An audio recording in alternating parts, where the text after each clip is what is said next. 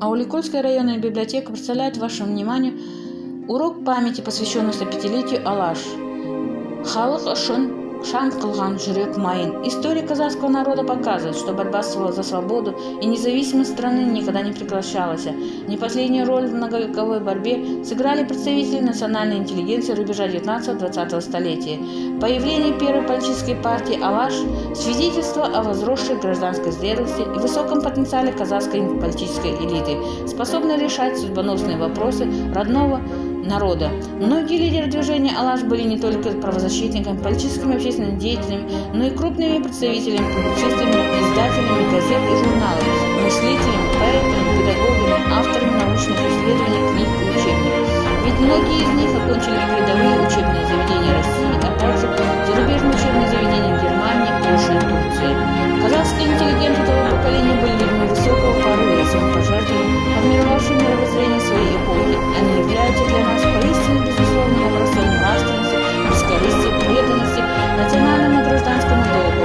Основная цель, которой руководствовалась по созданию партии «Алаш», была судьба казахского народа, создание независимого государства наравне с другими развитыми высококультурными народами, обладающими богатством территории и государственностью, отмечал Алимхан Ермеков. В 1917 году по инициативе Алихана Бөкейханова во втором казахском Курултае учредительном съезде была провозглашена алашская автономия, то есть автономное государство казахов. Высшим органом власти стал Временный народный совет, которому было присвоено наименование Алаш-Орда, а его председателем Алихан Бөкейханов. В 1917 году Бөкейханов работает во Временном правительстве. Тогда ему удается добиться прекращения жесткой деятельности в степях карательного корпуса генерала Лаврентьева. В том далеком 1917 году лидер партии «Алаш» надеялся, что в рамках демократического временного правительства Керенского казахам удастся создать автономию. Однако все планы Бөкейханова и его единомышленников рушит Октябрьская революция, когда к власти приходят большевики. Жесткая борьба революционеров против политических оппонентов пугает Бөкейханова. Представители алашской интеллигенции Алихан Бөкейханов, Ахмет Байтурсунов, Дулатов, Беримжанов, Шокай, Акбаев, Танышбаев, Ермеков, а также национал-коммунисты Хаджанов, Рыскулов, Миндеш, Сейфулин, Сфандиаров и многие другие заложили фундамент казахской государственности. Алашские лидеры приняли активное участие в процессе национально-территориального размежевания Средней Азии и воссоединения казахских земель. Лидеры казахской интеллигенции не злоумышляли против своего народа, как это трактовала сталинская идеология. Они стремились облегчить положение простых людей. В 1920 году партия была распущена.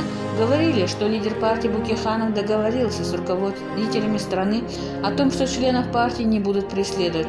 Но с укреплением большевизма в стране все более становился репрессивным. Большинство членов партии «Алаша» были взяты под особый контроль. Уже в 1929 году начались производить аресты. Мустафа Шокай говорил: «Взойдет солнце освобождения и независимости, и мы, скромные борцы, будем на родной земле, среди родного народа». Сегодня в условиях независимости с особым смыслом воспринимаются гениальные слова. Казахская интеллигенция рубежа 19-20 столетия много сделала в изучении и пропаганде национальной истории, культуры и традиций народа.